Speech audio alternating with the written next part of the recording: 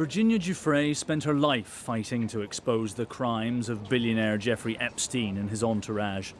Her death only serves to sharpen the cost of what she endured. I want to start by saying it's not how Jeffrey died, but it's how he lived.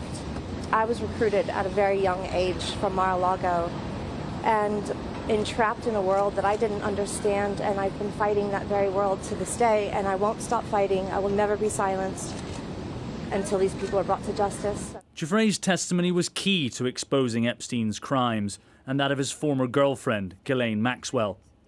But here in the UK, she was best known for her claim that she was sexually abused by Prince Andrew when she was just 17 years old.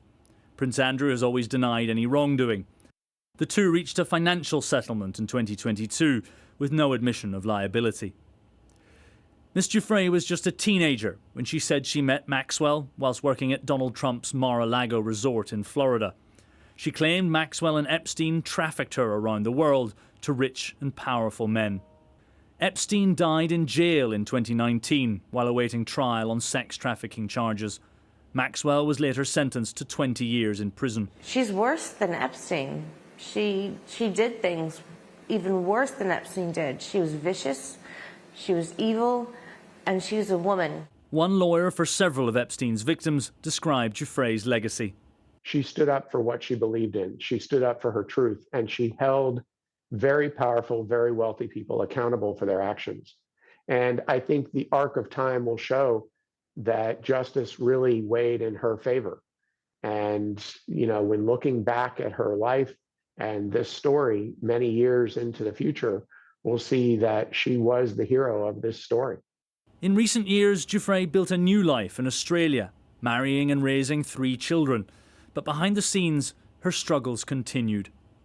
In a viral Instagram post just 3 weeks ago, she claimed she'd just days to live following a car crash. But Australian police described the incident as minor.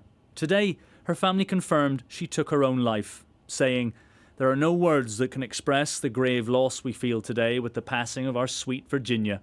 She was heroic and will always be remembered for her incredible courage and loving spirit." In the end, the toll of abuse is so heavy that it became unbearable for Virginia to handle its weight. We know that she is with the angels. She was just 41 years old, a survivor, a crusader, but a wounded woman with scars she carried to the end. Matthew Thompson, Sky News.